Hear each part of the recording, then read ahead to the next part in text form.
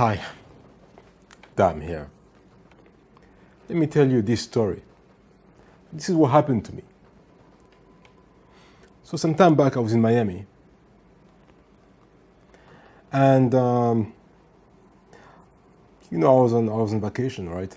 So during the day, it was about 2 o'clock in the afternoon. I went to the beach, and I was just chilling, relaxing there, And I happened to see this woman. So she was just at the beach, basically relaxing, right? So we struck up a conversation. And from the first minute I started speaking to her, I was happy, because she was very open, very spontaneous, smiling, a good sense of humor. It was really nice. She was a nice person. I could just feel that, some people, you just feel some positive vibrations, right? You feel good, then, you just, you know what I mean? There's some people, you just shake their hand, you meet them for the first time, and you just feel a bit uneasy about them. And there are other people, they make you feel at ease and comfortable. So that woman was such a woman. So we talked there, and things were going well. Things were going very well. And after 20 minutes, I had to go. So I told her, hey, listen, I have to go really, I have to run. It was a pleasure meeting you, And I'm glad I met you because I really feel better about my day so far. So see you around, So then she said, oh, see you around where exactly? So I said, no, you're right, okay, let me give you my number. Can I have your number? So we exchanged numbers. And I told her, hey, you know what are you doing tomorrow night? Are you free? Maybe if you want, I could give you a call. So she said, yeah, no problem, Yeah, that would be good. And I left. And later that night, I went to this restaurant bar. It's an open area, right, in Miami, beautiful. So I went there. The plan was just to relax for 1-2 hours before going home. So I went there and I ordered an energy drink. At the time I was into energy drinks, right? And I was relaxing there. And then I turned around and some few meters away, what do you know? The lady is there again with a friend. So I look at her. I want to be sure because she looks a bit different this time. She's got makeup on, and she's wearing clothes because she was in a bikini the previous time. So she looks a bit different, So I want to be sure. So I look at her, and then she looks at me, and then she's like, "Hey, hi," and I'm like, "Hi," So then I go over there, and she's with a friend. So she's introducing me to her friend. And the conversation carries on, as beautiful as it did during the day. So we're talking again, and it's lovely. And her friend, she's lovely as well, So we're talking there, and things are going really well. So we talked for about half an hour, And then things changed. Half an hour into the conversation, right? Things change. Her friend, or a friend of hers, actually a colleague, a co-worker, shows up in that same bar, right?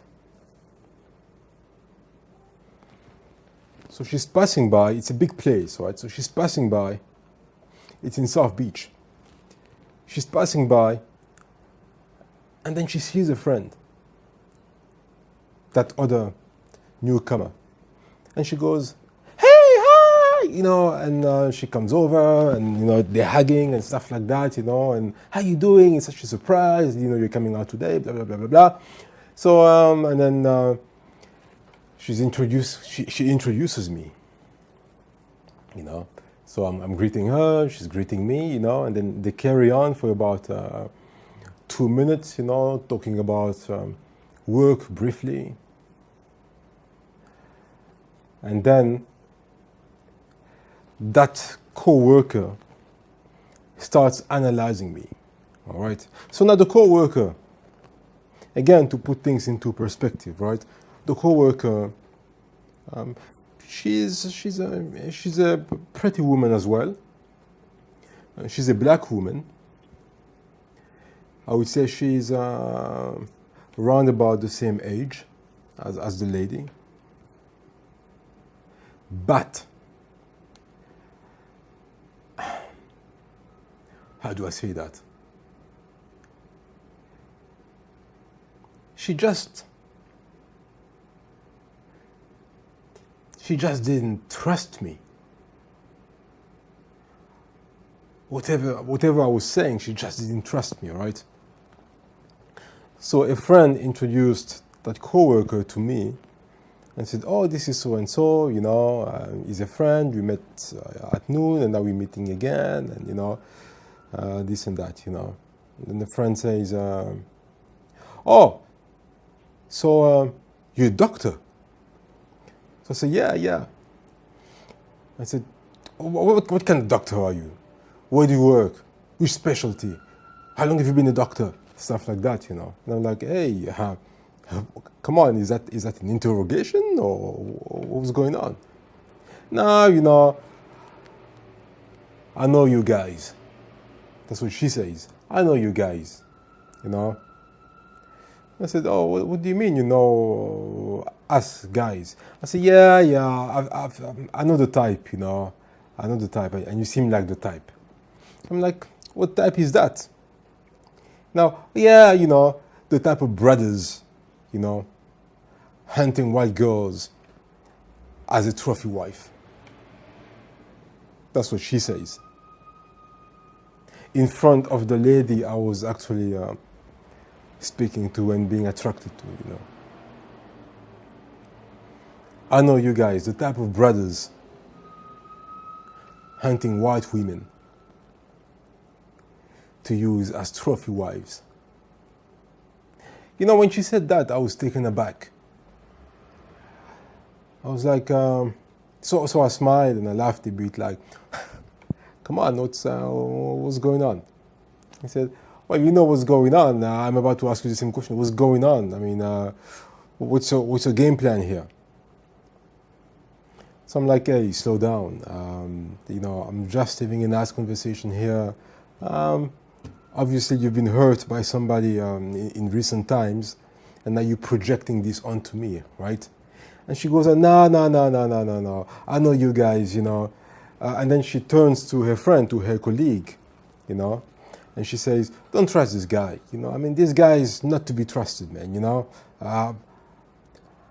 I can smell his game a mile away, He's just trying to fuck you and move on."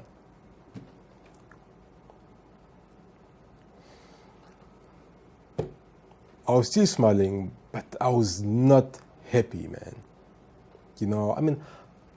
How dare you? You don't even know me. How dare you try to discredit me like that, Pass judgment on another man that you don't even know.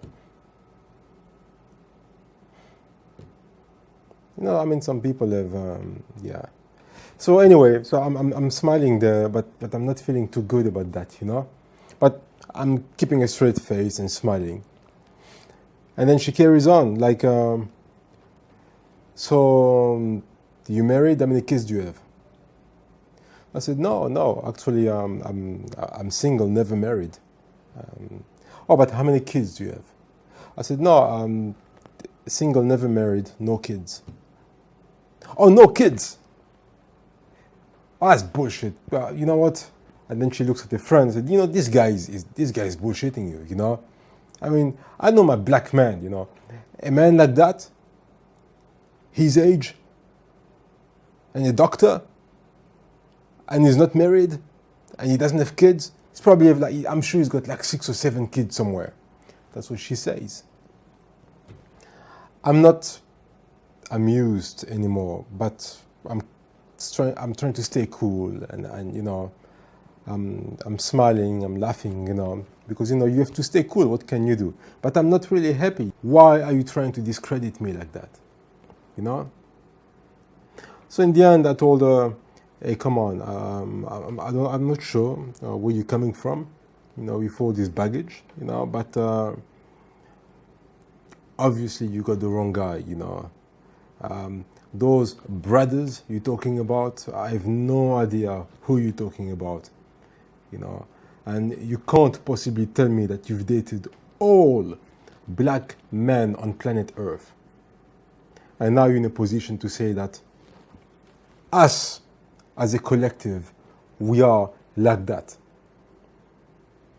Right? You should just talk about your own situation with your ex or your husband or whatever, Anyway, she already had too much to drink, so she went on and on and on, and the interaction wasn't positive anymore. And I felt really sad because the lady in question, the lady that I met during the day, she was so nice. But I could see now that she was having some second thoughts because of what her colleague was saying, So, look, we carried on talking for another 10, 15 minutes. And then I realized that, this wasn't going anywhere. So I said, hey, you know what, I have to go back to the counter there because, I left my friend there. My friend, by the way, he was okay. I mean, he was speaking to somebody else, so everything was good, And then I left. I excused myself. And I told her, hey, listen, I'll call you tomorrow, like I said I would, And then the following day, actually I called, but she never answered. Like the phone was just ringing. I left a message. She never replied. I called a second time, some few hours later. But again, she never picked up the phone. So I thought, okay, she made up her mind. Her mind being corrupted by that other colleague. She probably believed what her friend was saying. And who can blame her for that, I understand. If I'm meeting somebody, if I'm meeting a woman, and I'm into her, and then later on a friend of mine comes and says, oh, so where are you from, lady? And the lady says, oh, I'm from Texas. Oh, you're from Texas, and you're in Miami, and you're working there, and no. This woman, she must be a prostitute, man. 100%, that's a prostitute, I can just, come on, it's clear-cut, it's a clear-cut prostitute, man.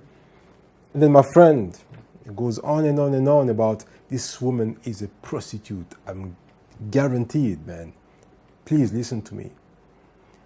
And then later on, the lady leaves, and my friend carries on about, hey, be careful, that's a prostitute, Of course, I'm going to be a little bit scared, and I might think, maybe there's something going on there, why does he keep saying that, So I understood why she didn't reply to my voicemail and to my phone call, But I always regretted that because this was a woman, things were going great, and I felt that there was a connection, and she was just a lovely person. I've met few women where as lovely as that, just on a direct first time interaction. So yes, I regretted it. But what I regretted more is that her friend came in there and was so negative, so hell-bent on destroying this potential relationship from the beginning. And she succeeded, you know. Bitch. Or what can you do, you know? I mean, some people are like that, you know. And, you know, you just have to move on. You have to move on. And you have to hope that, you know, when you meet somebody that you really like, hopefully that person will not listen to what friends and family are saying and just give you a second chance, you know, a second meeting maybe, to tell your story, to listen to your story, and make up their own mind, you know, and if they can't do that, then you know what, in the end, perhaps it's not really your loss. And that's how, in the end, I saw the whole situation, you know. Like I said, you know, I called her again, I left a voicemail, she didn't reply. And then I called the second time, she never answered. So maybe it's a good thing. Because a genuine person who is good and positive would not just listen to some work colleague's opinion about somebody they've never met before. You know, just after 3-4 minutes of interaction, they just give you an opinion, and you believe them. If you believe them, so maybe it was a good thing that in the end things didn't work out. So in the end, maybe there's no regrets, really. Things work out perfectly. That's how things should have been. It was a test, you could say. If she had been the one for me, then she would not have passed judgment on me based on some BS that a friend was saying about me after just 4 minutes of meeting me. So I've just realized that actually there's no regrets. Cheers. Take care.